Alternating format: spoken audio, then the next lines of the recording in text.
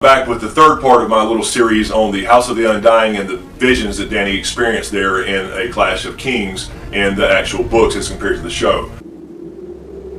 So in the last video we talked about the second set of visions, which I refer to as the Undying visions because it's when she actually reached the Undying. So in this video we're talking about the next set of visions, which I refer to as the titles visions, where Dany receives 3 titles from the Undying. Again, this number 3, I think again referring to the 3 heads of the dragon and remembering who she is, Quaithe. And these 3 titles are Daughter of Death, Slayer of Lies, and Bride of Fire. So the first set of visions is Daughter of Death, and basically they give her 3 visions, and at the end of the third one they give her the title Daughter of Death. I think that the Daughter of Death visions probably point to things she's been through and a lot of shit she's been through to get to the point to where she is now, or when she was when she actually had the vision. And the first vision reads like this. Viserion screamed as the molten gold ran down his cheeks and into his mouth. And that's pretty straightforward, nothing really to discuss there. That's a straight up memory of Viserion dying at the hands of Drogo when he took the gold and poured it over his head and gave him a crown of gold. And she found out he was not really the dragon. That's what kind of pushed her forward into realizing she needed to step into a fucking fire and burn a witch later on to actually hatch the dragon eggs. The second one in the Daughter of Death series reads, a tall lord with copper gold skin and silvery hair stood beneath the banner of a fiery stallion, a burning city behind him.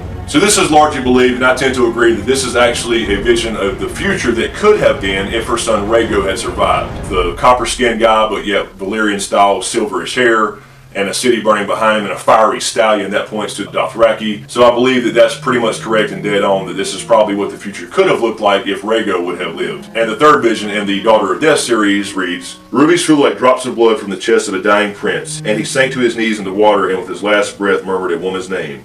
Mother of Dragons, Daughter of Death. So this is obviously the death of Rhaegar. She's seeing the death of Rhaegar as he died on the Trident fighting against Robert when he smashed him with his warhammer, and it was always described that it had rubies adorning his armor, and then when he got hit with the warhammer of Robert, so they went scattering everywhere, and the people around them in the fight actually tried to start clamoring to try to get their hands on the rubies. So I think this is pretty much her seeing Rhaegar's death. So this is technically not a memory. She wasn't alive when Rhaegar died, so she's seeing the past. So again, this was the first set where she was called the Daughter of Death, and really it was just all about all the shit that's happened for her to get to this point. It took Rhaegar dying, it took Robert's rebellion, it took all these things and all this death around her brother dying and that type of thing for her to become who she is at this time. The second title they give her in the second group of visions is the Slayer of Lies. Now I believe these 3 things, these 3 visions, actually provide her a sense of what's coming and what to look out for, that she will eventually prove to be wrong, that she will actually prove these things to be falsehoods. So I think that's why they give her this title, Slayer of Lies, in this set. And the first one in this set reads, glowing like sunset, a sword was raised in the hand of a blue-eyed king who cast no shadow. Now most people believe this is Stannis Baratheon. He was described as blue-eyed, and of course he had the red sword, which he called Lightbringer because Melisandre falsely believes that he's Azor Ahai reborn. So again, this is her seeing a falsehood, I think, that she's going to eventually prove wrong. And now, of course, 3 books later and 5 seasons later on the show, we know that Stannis is now dead, that it was not Azor Ahai, and that Melisandre had simply misinterpreted her vision. So I believe this kind of fits perfectly, and I believe this is Stannis. The second one in this group under Slayer of Lies reads, a cloth dragon swayed on poles amid a cheering crowd. Now this could be one of 2 things, I believe. I believe it could be literally a cloth dragon, you know, her sigil or somewhere in the future where she is accepted and the crowd's cheering, whether that be Westeros or over in Meereen before she gets there, something like that. So this could be simply mean that it's just a glimpse of something to come where she's accepted and her banner's waving again over the land instead of being hidden away and running from the usurper's knives, as was always stated when she and Viserys was young. But personally, I think it relates to the Mummer's Dragon. And what I think the Mummer's Dragon is a character that's in the books, but they cut out the show completely, and that is young Griff, who claims to be the real Aegon Targaryen. Aegon and his sister was killed, that was Rhaegar's children, when Robert claimed the throne during Robert's rebellion. They were killed as children, and therefore that changed the whole prophecy that Rhaegar thought was coming to pass, being his 2 children at the time, and then of course a third, which we all think is Jon Snow. I personally think that the young Griff is actually a Blackfyre imposter. Now the Blackfyres were Targaryen bastards. They kind of formed their own house, and they actually had a rebellion against the Targaryens at one point. But I think that Aegon is the Mummer's Dragon. Now a Mummer is always described as an actor or a pretender. Varys in the books is actually supporting Aegon and trying to get him back on the throne because he believes he is the real Aegon. Of course, in the show, Varys is, told Tyrion that he's supporting Daenerys because Aegon is not in the show. Varys would be representing the Mummer, the actor, or the pretender, and Aegon would be representing the dragon, the Mummer's dragon or the false dragon.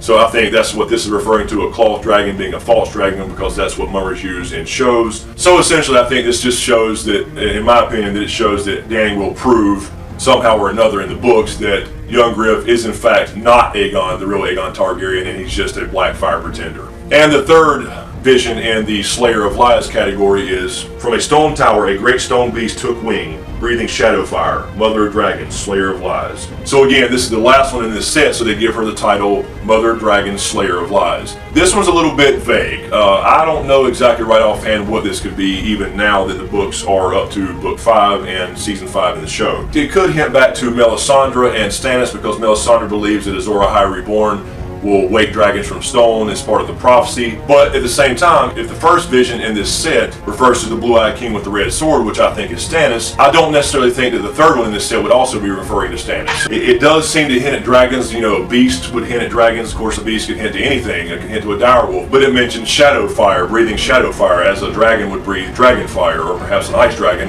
ice fire. There's nothing that I can think of about a literal dragon from stone. I don't think that's going to happen. I mean, there are some little things out there about ice dragons from the wall and stuff like that. I won't get into that here. And I think that's kind of cool to think about. I don't think it's going to be referring to her own dragons like Drogon taken off from a stone building or a stone tower, because this is in the section of Slayer of Lies. So these are things that she's going to prove to be falsehoods, I believe. So this one's still up in the air. If you have any ideas, feel free to comment, let me know. And the third title they give her in this set of titles, as far as these visions go, is Bride of Fire. I believe Bride of Fire simply relates to her actual literal connection to fire, having dragons, the Targaryen name and blood as far as their relationship to dragons and fire. And the bride could represent, you know, her potential lovers or husbands in the future, or the past for that matter. And the first one in this section reads, her silver was trotting through the grass to a darkling stream beneath a sea of stars. Now I think this one's pretty straightforward. It's almost a memory of Dany going back to the place where, at least in the books,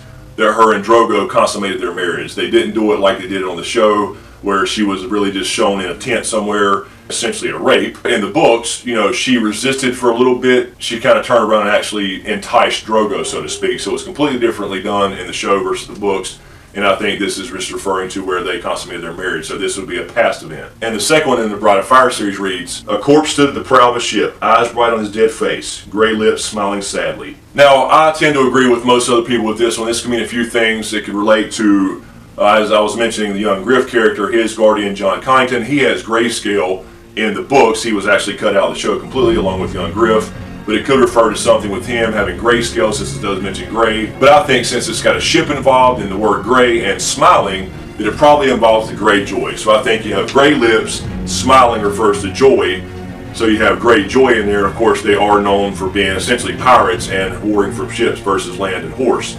So in the books, Euron is sending his brother over to take control of Dany's dragons. I think personally it's prophetic and kind of warning her of, hey, look out, you got a Greyjoy coming for you from over here trying to take your shit again. And the third and last vision in this Bride of Fire group, which I think is the most important, reads, a blue flower grew from a chink in a wall of ice and filled the air with sweetness. Mother of Dragons, Bride of Fire. So again, the third one in this set of titles, they give her the title Mother of Dragons, Bride of Fire. Obviously, talking about a blue rose and a wall of ice refers to Lyanna Stark and Jon Snow. Lyanna was known for loving winter roses that grew around Winterfell. Of course, we all know that Rhaegar crowned Lyanna the Queen of Love and Beauty at the tourney of Harrenhal with a crown of blue roses.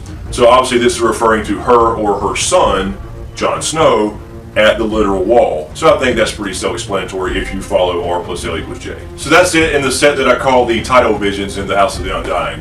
And again, she got 3 titles from the Undying: Daughter of Death, Slayer of Lies, and Bride of Fire. And again, the Daughter of Death I think refers to all the shit and the death and stuff she had to deal with as far as her brother and Rhaegar and all the things that had to happen for her to get to where she is, or where she was when it actually happened. And I think the Slayer of Lies title refers to the things that she's going to ultimately find out are false, or either prove herself are false. And I think the Bride of Fire refers to probably a mix of potential lovers, future lovers, husbands, what have you, and her direct connection to fire as far as being a Targaryen. Anyway, that's it for that set. Let me know what you think in the comments below, and we'll see you in part 4.